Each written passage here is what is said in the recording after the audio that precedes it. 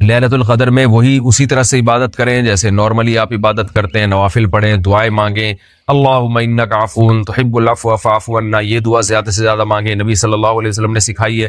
تو یہ اسی طرح بس دعا، تلاوت، ذکر، استغفار، تسبیحات جیسے نارمل عبادت کا طریقہ ہے، لیلۃ القدر میں بھی اسی طرح عبادت کرنی چاہیے۔ کیا مختلف ملکوں میں شب قدر الگ الگ ہوتی ہے؟ لیلۃ القدر کی رات صرف ایک ہوتی ہے، جبکہ پاکستان اور سعودیہ میں ایک روزے کا فرق ہوتا ہے، تو راتیں بھی دونوں ملکوں میں مختلف رہتی ہیں۔ اس بارے میں وضاحت فرماتے ہیں عبد الباسط۔ دیکھیں شریعت میں جو عبادتیں ہیں نا، ان کے لیے وقت جو ہے نا، ٹائم، یہ یا تو معیار ہوتا ہے یا ظرف ہوتا ہے، یہ فقہی اصطلاح ہے، فقہا بہتر جانتے ہیں۔ تو یہ ہر ملک کا اپنے حساب سے ہوتا ہے۔ جیسے فجر کے وقت فرشتوں کا حضور ہوتا ہے، قرآن میں آتا ہے۔ اب فجر یہاں جب ہو رہی ہے تو سعودی عرب میں تو 2 گھنٹے بعد ہوگی، تو اب یہ تھوڑی ہے کہ یہاں فرشتے آ گئے تو سعودی عرب میں ابھی فجر نہیں ہوئی ہے تو وہ پہلے ہی وہاں پہ آ جائیں، فجر کے فرشتے جو آتے ہیں۔ اسی طرح کسی ملک میں اگر فجر 6 گھنٹے پہلے ہو رہی ہے یا 7 گھنٹے پہلے ہو رہی ہے تو اس وقت تو ہمارے ہاں ظہر ہو رہی ہوتی ہے۔ اب قرآن کہتا ہے ان قرآن الفجر کان مشہودا، فجر کے وقت جو تلاوت ہوتی ہے اس میں فرشتے حاضری دیتے ہیں، تو ظاہر ہے وہاں فرشتے کسی اور ٹائم پہ حاضری دیں گے، یہاں تو اس وقت ظہر کا ٹائم ہو رہا ہوگا۔ تو اسی طرح لیلۃ القدر بھی ہر ملک میں اپنے حساب سے ہوتی ہے۔ اس کی بڑی مضبوط دلیل یہ ہے کہ اگر سب جگہ ایک ہی دن پہ لیلۃ القدر ہوتی تو پھر بہت سے ملکوں میں تو اس دن لیل ہی نہیں ہوتی، رات ہی نہیں ہوتی، تو وہاں لیلۃ القدر کہاں سے ہوگی؟ مثال کے طور پر یہاں رات 12 بج رہے ہوتے ہیں تو امریکہ میں تو دوپہر کے 12 بج رہے ہوتے ہیں اس وقت۔ تو کیا آپ یہ کہہ سکتے ہیں کہ اب سیم ٹائم سب جگہ ایک ہی جیسا حکم ہے شریعت کا، ساری برکتیں جو 12 بجے یہاں ہیں امریکہ میں دوپہر 12 بجے ہوں وہ لیلۃ القدر کی؟ ایسا نہیں ہے۔ اس سے صاف پتہ چلتا ہے کہ لیلۃ القدر 2 بھی ہو سکتی ہیں۔ یعنی فار ایگزامپل اگر 21ویں رات کو لیلۃ القدر تھی سعودی عرب میں تو وہ اگلے دن ہمارے ہاں 21ویں رات ہے تو ہمارے ہاں اگلے دن ہوگی، تو یہ اللہ کے لیے کوئی مشکل نہیں ہے۔ جیسے ہمارے یہاں عید کا دن ایک دن بعد ہوتا ہے عام طور پر، سعودی عرب میں عید کا دن ایک دن پہلے ہوتا ہے، تو عید کے دن کی جو برکتیں اللہ نے رکھی ہیں وہ سعودی عرب میں ایک دن پہلے ہو جائیں گی، ہمارے یہاں ایک دن بعد ہوں گی۔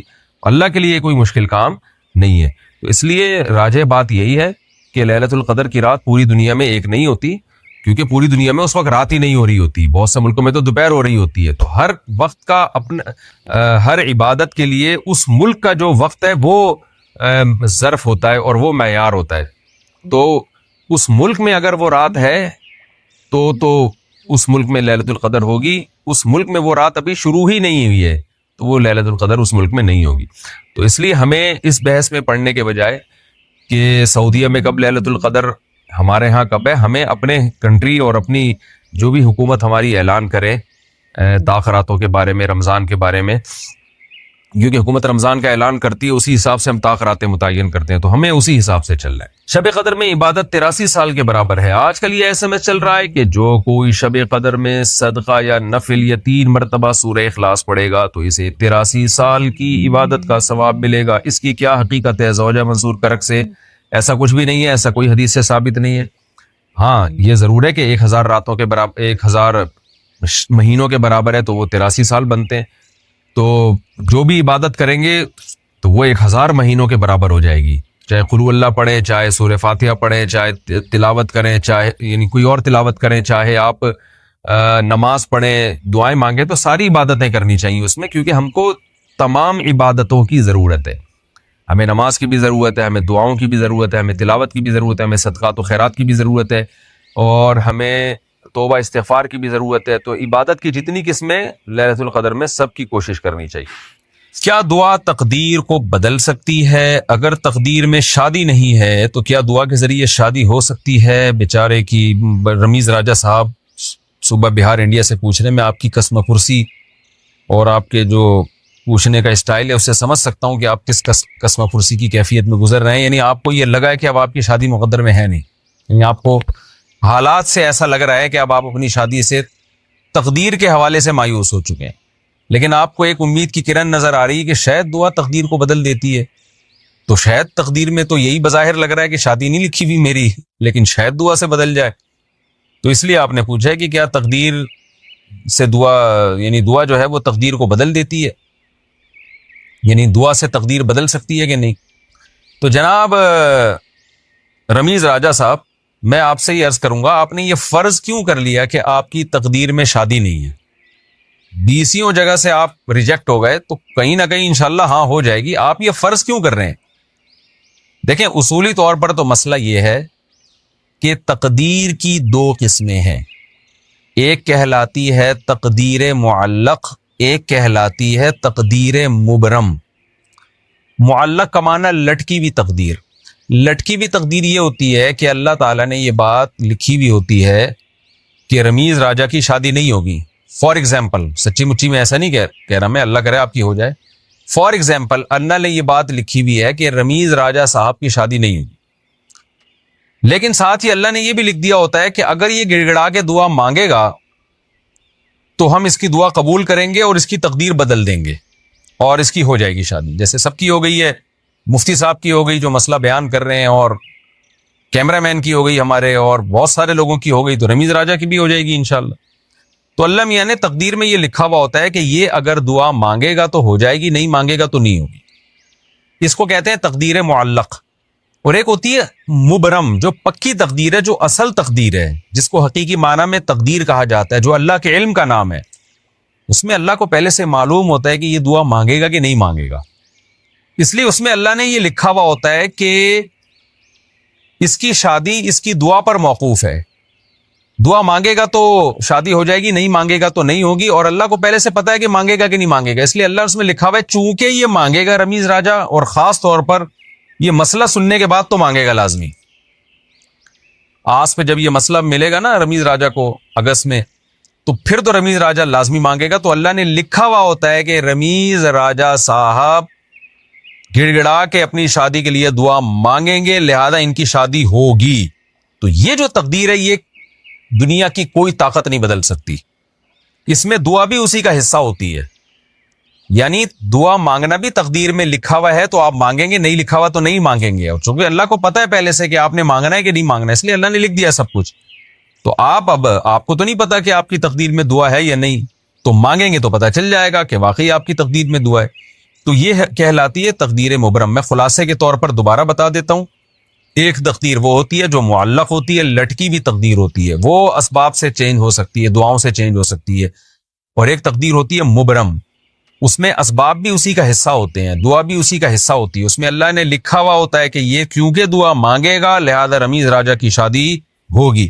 اور اگر اس میں یہ لکھا ہوا ہے کہ رمیز راجہ دعا نہیں مانگے گا لہذا اس کی شادی نہیں ہوگی، تو آپ کی نہ شادی ہوگی نہ آپ کو دعا مانگنے کی توفیق ملے گی. تو یہ خوب سمجھ لیں اچھے طریقے سے. تو اس لیے ہمیں تقدیر کا علم نہیں ہے کہ کیا ہونے والا ہے، اس لیے ہم اسباب کے مکلف ہیں. دعا مانگ لیں. کس نے منع کیا ہے آپ کو؟ میں بھی دعا کرتا ہوں اللہ رمیز راجہ جو صوبہ بہار انڈیا میں رہتے ہیں، اللہ ان کی 4 شادیاں کرا دے اور 4 میں محبت بھی پیدا کر دے اور 4 میں آپ کو عدل کی توفیق بھی عطا فرما دے. میں بھی دعا کرتا ہوں، آپ بھی دعا کریں. اللہ کیا کہہ رہے ہیں؟ مجھ سے مانگو اور میں جو مانگو گے میں وہ تمہیں دوں گا. بس یہ اللہ ٹھیک ہے، ہمیں تو نے بتا دیا کہ ہم مانگیں گے اور تو دے گا. ہمیں یہ بات پتہ چل گئی، اب ہماری مرضی، ہم جب چاہیں تو اس سے مانگے. ہمیں یہ سہولت کا پتہ چل گیا، اب ہماری مرضی، اب ہمارے کہتے ہیں اٹس اپ ٹو یو، کہتے ہیں نا یہ اب آپ کے اوپر ہے، آپ مانگیں یا نہیں مانگے. نہیں آگے اللہ نے بندوق نکال لی ہے ٹھیک ہے نا، بندوق نکال لی. اللہ کہتے ہیں ان الذین یستکبرون عن عبادتی، یاد رکھو مجھ سے مانگنے میں تکبر کیا. میں نے تو کہا ہے مانگو، اگر نہیں مانگا کبر سے کام لیا کہ نہیں جی ہم نہیں مانگ رہے، سیدخلون جہنم داخرین، ذلیل کر کے جہنم کی آگ میں پھینک دوں گا. ارے بھائی اللہ تو ہمیں گفٹ دے رہا ہے دعا کا یا جرمانہ لگا رہا ہے؟ کیا کر رہا ہے؟ سمجھ میں آنے والی بات ہے؟ کوئی سمجھ میں آنے والی بات بالکل سمجھ میں نہیں آ رہی ہے. یہی وجہ ہے کہ قرآن میں اور مقام پہ جب اللہ نے کہا نا میری یہ نعمتیں کھاؤ، تو پھر یہ نہیں کہا نہیں کھاؤ گے تو یوں کر دوں گا، یہ نہیں کہا. اللہ نے قرآن میں کہا کلو وشربو، کھاؤ اور پیو، حد سے تجاوز نہ کرو. یہ نہیں کہا اگر نہیں کھایا نا تو جہنم میں پھینک دوں گا. یہ کہا قرآن نے. کیا ہو گیا بھائی؟ اللہ نے کہا فن کے ہو نکاح کرو، یہ نہیں کہا نہیں کیا نا جہنم میں پھینک دوں گا میں، بشرطے کہ گناہ سے بچے انسان. گناہ کرو گے پھر تو جاؤ گے جہنم. لیکن جو بھی اللہ نے نعمتیں دی ہیں ان کو بندوق کی نوک سے نہیں اللہ نے کہا، کیونکہ وہ نعمت پھر نعمت رہتی نہیں ہے، وہ نعمت تھوڑی رہتی ہے پھر وہ. لیکن یہاں اللہ کیا کہہ رہے ہیں؟ مجھ سے مانگو میں تمہیں دوں گا. ہم خوش ہو گئے، زبردست اللہ کی طرف سے انعام مل گیا. ٹھیک ہے جب سہولت سے ٹائم ملے گا تو مانگ لیں گے، موڈ ہوگا. اور نہیں بھی مانگا تو اللہ نے بس ایک آپشن دیا ہے کہ مانگو گے تو ملے گا. لیکن اللہ نے کیا کیا, انداز دیکھو, کہا کہ اگر نہیں مانگ تو جہنم میں ذلیل کر کے داخل کر دوں گا. سوال پیدا ہوتا ہے, اللہ یہ تو گفٹ دے رہا ہے یا ہمیں ڈرا رہا ہے, آزمائش میں ڈال رہا ہے؟ اللہ کہتے ہیں گفٹ بھی دے رہا ہوں لیکن یہ بہت بڑی آزمائش بھی ہے. کیونکہ اگر کوئی بہت بڑا سیٹ آپ کو ایک خالی چیک دے اور کہے اس پہ پیسے لکھو اور سائن کر دو, اور آپ اس چیک کو اٹھا کے اس کے سامنے ڈسٹ بن میں ڈال دو, اس کا مطلب آپ یہ نہیں ہے کہ آپ کو پیسوں کی ضرورت نہیں ہے, آپ کا سیٹ کے بارے میں خیال ہے کہ اس نے جھوٹا چیک دیا ہے, یہ جھوٹ بول رہا ہے, ورنہ کبھی آپ اس کو ڈسٹ بن میں اٹھا کے نہیں پھینکتے. بہت مشکل ہے بات سمجھانا, بہت مشکل. آپ غریب ہیں, کھانے کو روٹی نہیں ہے, ایک سیٹھ نے آ کے آپ کو ایک سونے کی ڈلی پکڑا دی, کہا لے موج کر, یہ کروڑوں روپے کی ہے. آپ نے اٹھا کے اس کو آپ نے کہا آپ نے اچھی آفر کی مجھے, بہت اچھا تحفہ ہے, بہت خوشی ہوئی, اب آپ جا سکتے ہیں. بیگم سے کہا اس کو کچرے میں پھینک دو. سیٹھ کو پتا چلے گا نا تو وہ کہے گا بیٹا تو اتنا بڑا سیٹ تو ہے نہیں کہ تجھے اس کی ضرورت نہ ہو, یہ تو میں جانتا ہوں, کھانے کو تیرے پاس روٹی نہیں ہے. یہ جو تو نے اس کو ڈسٹ بن میں پھینکا ہے نا, یہ اس کی علامت ہے تو مجھے جھوٹا سمجھتا ہے کہ میں نے تجھے جو سونے کی ڈلی دی ہے وہ سونے کی نہیں ہے, اس پہ سونے کا پانی چڑھا ہوا ہے. یہ کس کے جھوٹ بولنے, یہ اصل میں تم میرے اوپر الزام لگا رہے. اللہ کہتے ہیں مانگو. اللہ کو پتا ہے کہ ہم سب محتاج ہیں, ہمارے درجنوں مسائل ہیں, ایسا دنیا میں کوئی نہیں ہے جس کے سارے مسئلے حل ہو گئے. مسئلہ حل ہوتا ہے تو 20 مسئلے پیدا کر کے حل ہوتا ہے وہ. اب دیکھو کتنے مسائل ہیں, کسی کوئی بے روزگار ہے, پیسے نہیں ہیں, پیسے آ گئے تو خطرات بڑھ گئے, ڈکیتی کا خطرہ, پیسے آ گئے تو 10 مسائل کھڑے ہو گئے, اور کوئی مسئلہ کھڑا ہو گیا, گردے کا مسئلہ ٹھیک ہوا, ہارٹ کا پیشنٹ بن گیا, اور 20 قسم کے مسائل ہیں نا. سب کچھ ٹھیک ہے تو پھر بھی سکون نہیں ہے زندگی میں, نیند نہیں آ رہی, نیند کی گولیاں کھا کے سو رہے ہیں. دنیا میں ٹینشن لیس آدمی کوئی بھی نہیں ہے. اب اللہ نے کہا مانگو. اب ہمیں اللہ نے بلینک چیک دے دیا ہے کہ جو لکھو گے میں دے دوں گا تمہیں. آپ نے اللہ کی اس آپشن کو, اللہ کی اس نعمت کو اٹھا کے ڈسٹ بن میں پھینک دیا. آپ ہر ایک کے در پہ جا کے اپنی حاجتیں بیان کرتے ہو, کبھی تھانے میں پہنچے ہوئے ہوتے ہو, کبھی ڈی سی آفس پہنچے ہوئے ہوتے ہو, کبھی ڈی ایس پی کے پاس پہنچے ہوئے ہوتے ہو, کبھی وزیر اعظم سے رابطے کی کوشش میں, کبھی مسجد کے امام سے آ کے کہہ رہے ہوتے چڑیل آ گئی ہے, کوئی دم درود کر کے اس کو بھگا دو گھر سے. 10 قسم کے, لیکن اللہ کا دروازہ کھٹکھٹانے کے لیے تیار نہیں ہو تو یہ اس کی علامت نہیں ہے کہ آپ کے مسائل حل ہو گئے. یہ اس کی علامت ہے کہ آپ نے اللہ کی آفر کو ہلکا سمجھا ہے, اللہ کو معاذ اللہ آپ نے جھوٹا سمجھا ہے, اللہ کو معاذ اللہ آپ نے اس کے بیان کو سیاسی بیان سمجھا ہے. لیکن جو ایمان والے لوگ ہیں وہ اللہ کی اس آفر سے فائدہ اٹھاتے ہیں. کتابوں میں لکھا ہے کہ یعقوب علیہ السلام کے بیٹے جب ان سے بچھڑے تھے, اتنی اللہ سے دعائیں مانگی کہ ان کے گھٹنے سجدے میں گر گر کے دعائیں مانگ مانگ کے ان کے گھٹنوں اور بازوؤں پہ نشان پڑ گئے تھے. وہ انبیاء بہت دعائیں مانگتے ہیں, ہر بات میں دعا, ہر بات میں دعا. قرآن کہتا ہے مجاہدین جو میدان جنگ میں لڑائی کے لیے اترتے ہیں وہ کیا دعا مانگتے تھے؟ ربنا افرغ علینا صبرا وثبت اقدامنا, اے اللہ ہمارے اوپر صبر کو انڈیل دے, ہمارے قدموں کو مضبوطی سے جما دے اور ہمیں ان دشمنوں پر فتح دے. تمام اسباب وسائل کے ساتھ اترے ہیں مگر دعائیں کس سے مانگ رہے ہیں؟ اللہ سے. بدر میں دیکھو اللہ نے ہمارے نبی سے وعدہ کیا تھا مدد کروں گا, لیکن صحابہ کہتے ہیں نبی پوری رات مصلے پہ سجدے میں روتے رہے ہیں, اللہ سے مدد کی دعائیں مانگتے رہے ہیں, حالانکہ اللہ نے تو مدد کا وعدہ کیا ہے, پھر بھی مانگ رہے ہیں اے اللہ اگر یہ 313 شہید ہو گئے تو تیری دنیا میں عبادت کرنے والا کوئی بھی نہیں ہوگا. اللہ کو واسطے بھی دے رہے ہیں. جہاں پیغمبروں کے ساتھ کوئی زکریا علیہ السلام کی اولاد نہیں, اللہ سے اولاد مانگ رہے, پوری زندگی اسی میں گزر گئی, بڑھاپے میں جا کے اولاد ملی ہے.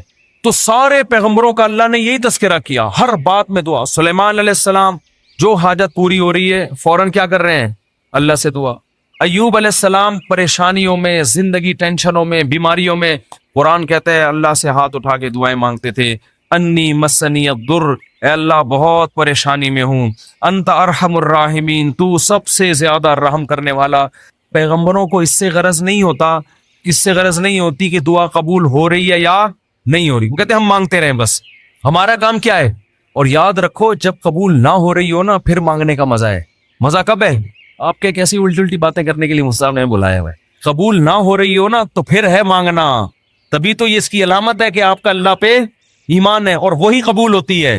بعض دفعہ آپ اللہ سے جو چیز مانگتے ہیں اللہ وہ نہیں دیتا, اس کا آلٹرنیٹ دے دیتا ہے. ایک صاحب کا فون آیا, مجھے کسی سے عشق ہوا ہوا ہے اور میں دعائیں مانگ مانگ کے تھک گیا, پھر بھی نہیں ہو رہی شادی. آج کل تو لڑکوں کے یہی مسائل ہیں, مانگ مانگ کے دعائیں تھک گیا. تو آپ کہتے ہیں دعائیں قبول ہوتی ہیں, میں تو پھر اس پہ اور تڑکا لگا دیتا ہوں. میں کہتا ہوں بہت سے لوگ کہتے ہیں ہم جس کو مانگ رہے ہیں وہ ملی نہیں, چلو نہیں ملی مقدر میں ہوگا, دعا قبول نہیں ہوئی. مفتی صاحب کہہ رہے ہیں دعائیں کیا ہوتی ہیں؟ قبول.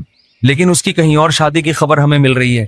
تو اللہ اگر دعا قبول نہیں کرتا تو کم از کم ایسا تو نہ کرے نا کہ اس کی کہیں شادی ہو رہی ہے اور ہمیں اطلاع مل رہی ہے. خوشی خوشی لوگ بتا رہے ہیں تمہیں پتا ہے اس کی شادی ہو گئی, چلو یہاں تک بھی بات سمجھ میں آتی ہے. اس کے بچہ ہوا, ہمیں اطلاع دی جا رہی ہے, ارے تمہیں خوشخبری سنا ہے وسیم بھائی, کوئی وسیم بیٹھے ہو تو معذرت, تمہیں پتا ہے وہ جو تمہاری کلاس فیلو تھی اس کی ایک جگہ شادی ہو گئی تھی, اس کے ماشاءاللہ آج بیٹا پیدا ہوا ہے. اور انسان تپتا ہے یار, ہم نے تو لیلۃ القدر میں دعائیں مانگی تھی ہمیں مل جائے, اور ادھر بھی چلے بھی وہاں گئی اور اس کے بچہ بھی پیدا ہو گیا. اور تباہی اس وقت آتی ہے جب وہ بچہ سمجھدار ہو کے آپ کو ماموں کہنا شروع کر. حقیقت بات جب آپ ان کے گھر جائیں ملنے کے لیے اور وہ آپ کی پرانی گرل فرینڈ بچے کو تعارف کروا رہی ہے, تمہارے ماموں لگتے ہیں یہ رشتے میں, حقیقی تو نہیں ہے لیکن رشتے میں کیا لگتے ہیں؟ ماموں. تو آپ کہو گے یار یہ دعائیں قبول ہو رہی ہے یہ کیا ہو رہا ہے؟ تو اس طرح بھی ہوتی ہیں. تو ایسے لوگوں کو میں کہتا ہوں کہ جو یہ مایوس ہوتے ہیں نا, یہ قبول تو نہیں ہو رہی. او بھائی تو دنیا میں ایک ہی عورت پیدا ہوئی ہے کیا؟ اللہ کے علم میں یہ بات تھی کہ وہ تیرے لیے نقصان دہ تھی, ہر چیز تمہارے لیے نہیں ہے. قرآن کیا کہتے ہیں؟ آسان تکرہوا شیئا, بہت سی چیزوں کو تم پسند نہیں کرتے لیکن اللہ نے اس میں خیر رکھی ہوتی ہے. بہت سی چیزوں کو تم پسند کرتے ہو, اللہ نے اس میں تمہارے لیے خیر نہیں رکھی ہوتی. واللہ یعلم, اللہ کہتے ہیں مجھے پتا ہے. وانتم لا تعلمون, تم جاہل ہو, تم نہیں جانتے. اللہ سے آگے نکلنے کی کوشش مت کرو. سورہ کہف میں واقعہ نہیں ہے کیا کہ حضرت خضر علیہ السلام نے ایک نوجوان بچے کو قتل کر دیا تھا. موسیٰ علیہ السلام نے پوچھا کیوں مارا, ان میں ماں باپ کا کیا قصور تھا؟ فرمایا یہ بچہ بڑا ہو کر ماں باپ کا باغی بنتا, اس لیے اللہ نے اٹھا لیا اس کو. اور نیک والدین تھے, اللہ ان کو دوسری اولاد دے گا. اب وہ والدین تو رو رہے ہوں گے, ہائے ہمارا بچہ اللہ نے چھین لیا ہم سے. بھئی اللہ کے علم میں یہ بات ہے کہ اس کے کا نعم البدل اللہ تمہیں عطا کرے گا, اور وہ ایسا ہوگا جو تمہاری خدمت کرے گا. تو ہمیں نہیں پتا, کچھوں کی اولاد نہیں ہوتی, وہ پریشان ہے ہو کیوں نہیں رہی, اسی میں خیر ہے. کیا بھروسہ کوئی اولاد ہو اور وہ آپ ہی کا سر بجانا شروع کر دے. وہ آپ جو جیسا چل رہا ہے اللہ سے اچھی امید رکھو, اے اللہ میرے ساتھ یہی ٹھیک. سر پہ بال اگائے ٹھیک ہیں, نہیں یوں بولا کرو مجھ پہ ٹنڈ سوٹ کرتی ہے اس لیے اللہ مجھے بال نہیں دے رہا. بہت سے لوگوں کے مسئلے بال ہی نہیں اگ رہے, مالشیں کر کر کے, زیتون کی مالشیں, یہ آملہ کھا لیا انہوں نے, لگانے کے بجائے نا کھانا شروع کر دیا انہوں نے, نہیں اگ رہے ہیں. ایسے لوگ ایسے گنجے دنیا میں موجود ہیں. مجھ سے آگے پوچھ رہے ہوتے ہیں آپ نے کیا کیا ہے جو آپ کے بال اگائے؟ تو بھائی ہر ایک کے نہیں اگیں گے, یہ آزمائش ہے اللہ کی طرف سے. تو اسی میں صبر کرو یار, مر کے کیا ہو جائیں گے, ختم. اسی میں اس پہ روٹیاں پکاؤ. جب ایک بڑا سر ہو نا اور بڑی خوبصورت سی ٹنڈ ہو تو میرا تو دل کرتا ہے اس کو دھوپ میں گرم کر کے اس پہ چپاتیاں مزہ آتا ہے. سر بھی بڑا ہو اور تمیز سے بنا ہوا, تو ایک دم ایک ایسا فیل سا ہوتا ہے. خیر یہ تو مزہ, اس پہ ایڈریس لکھ لو, کبھی گم نہیں ہو گیا آپ. تو اگر اللہ نے ٹنڈ دی ہے, بہت سے کام اس ٹنڈ سے لیے جا سکتے, ایڈریس لکھ دو اس پہ, تو اس کا فائدہ یہ ہوگا کہ کبھی بھی گم نہیں ہو. خیر یہ تو میں مذاق کر رہا ہوں, لیکن اللہ نے جو آزمائش مقدر کی ہے, کیا کرو بھائی, صبر. خواتین پریشان ہوتی ہیں, بچے مر جاتے ہیں بعض دفعہ بچپن میں. نبی نے کیا فرمایا, جس عورت کا بچپن میں بچہ مر گیا اور اس نے صبر کیا, میں اس کے لیے جنت کی ضمانت لیتا ہوں. بے صبر لوگ اللہ کو پسند نہیں ہے. ہم نے اپنے بچپن میں ایسی عورتیں بھی دیکھی ہیں, جوان بیٹا مر گیا, آنسو نکل رہے ہیں ان کے, میں نے خود اپنی آنکھوں سے دیکھا, آنسو نکل رہے ہیں ماں کے, لیکن اللہ سے کہہ رہی ہے اے اللہ یہ آنسو میرے اختیار میں نہیں ہے اس لیے رو رہی ہوں, کہیں تو مجھے بے صبر لوگوں میں شامل نہ کر لینا. میں نے ایسی عورتیں دیکھی ہیں بچپن میں, جوان بیٹا مرا ہوا ہے اور ماں رو کے کیا کہہ رہی ہے, اللہ یہ میرے اختیار میں نہیں ہے اس لیے رو رہی ہوں. دیکھو ایسی عورتیں ہوا کرتی تھیں.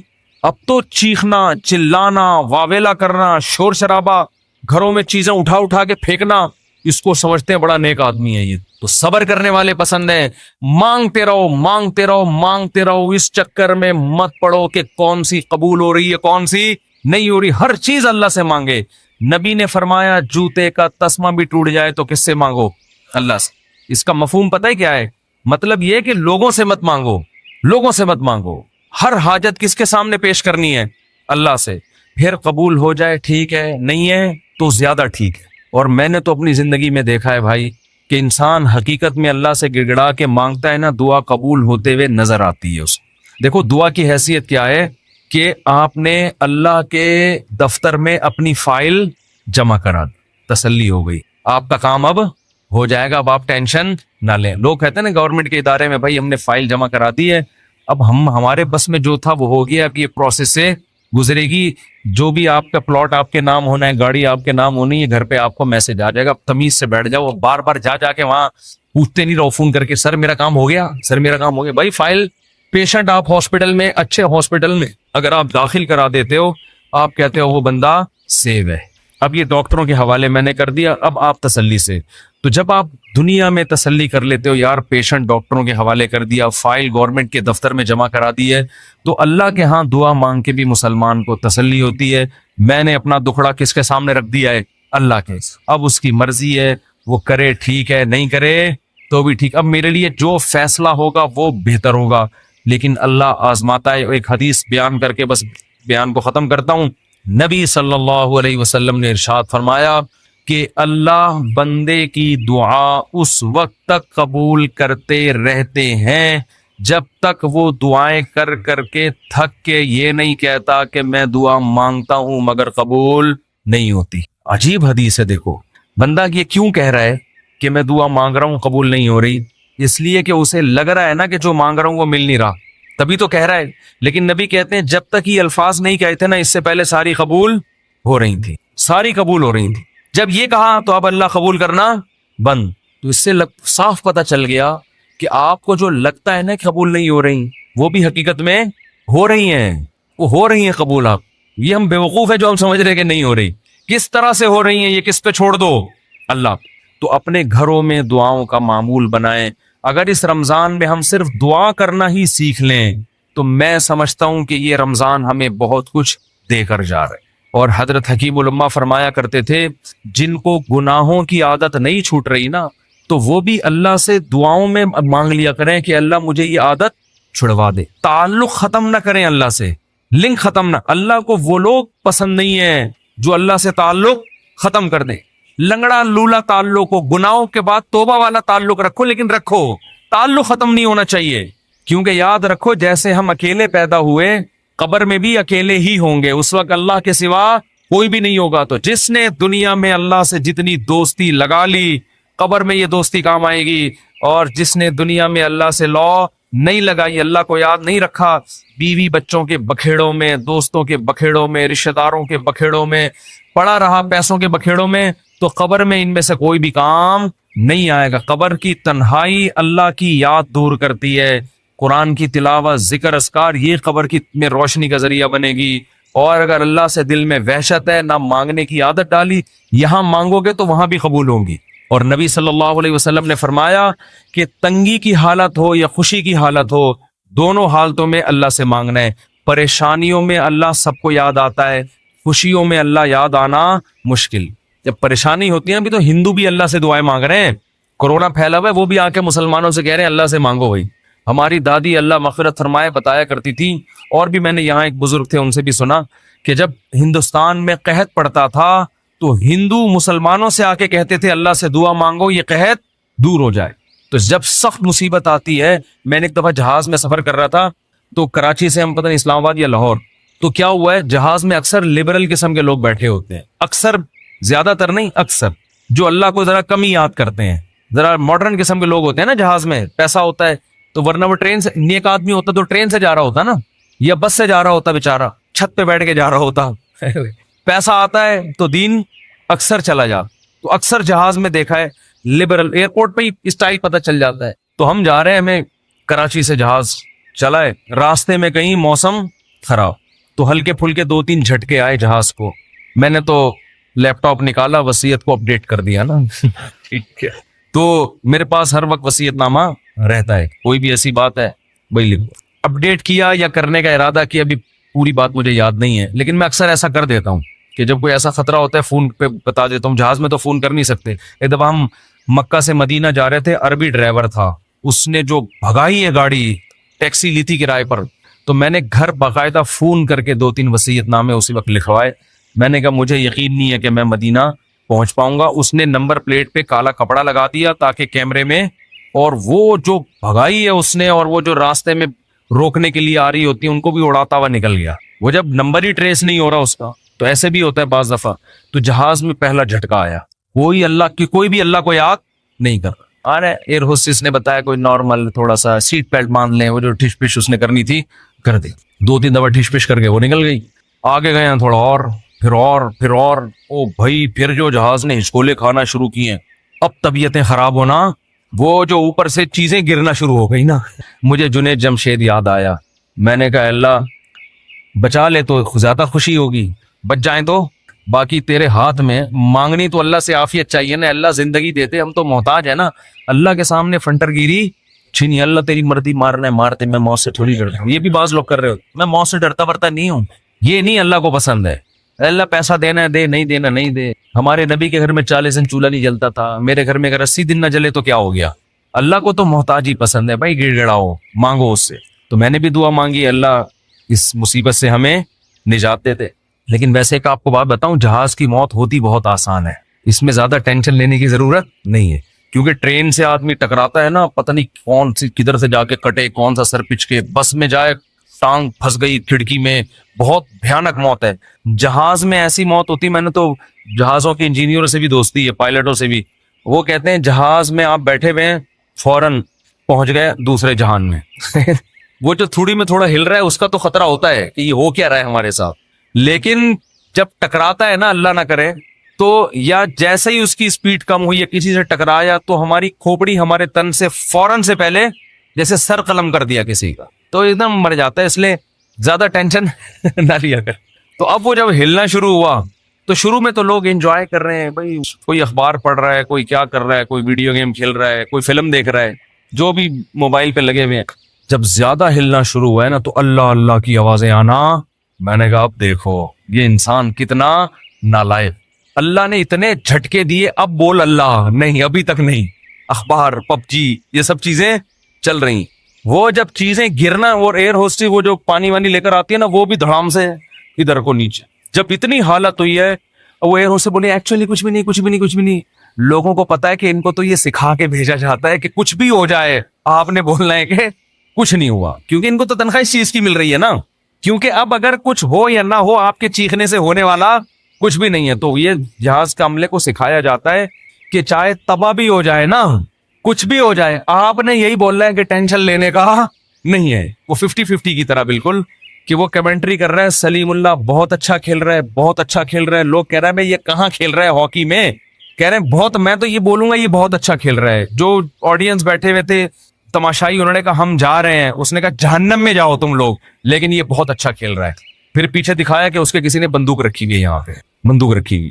تو ایئر ہوسٹس نے تو یہی بولنا ہے کہ نارمل ہے، کچھ بھی نہیں. اس کو ٹریننگ دی جاتی ہے اس کی، کیونکہ اگر لوگ چیخیں گے چلائیں گے تو پہلے ہی جہاز تباہ ہونے کا خطرہ ہے نا، پائلٹ پہ کو ٹینشن دیں گے لے جا کے. تو اب کیا ہے کہ جی وہ جب 2 گھنٹے میں زیادہ ہی ہو گیا، اب چیزیں گرنا شروع ہو گئیں، تو پھر سب کو اللہ یاد آنا، پھر لا الہ الا اللہ، پھر لا الہ، ختم نبوت کا عقیدہ زندہ.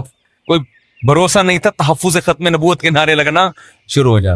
مجھے بڑی عبرت ہوئی. میں نے کہا دیکھو انسان کتنا کمزور ہے، 2 منٹ لگتے ہیں اس کی ہوا نکلنے میں. فنٹر گیری ختم ہونے میں کتنے 2 منٹ، ورنہ کیسے 3 پیس سوٹ ٹائی میں ایسا فنٹر بن کے بیٹھا ہے.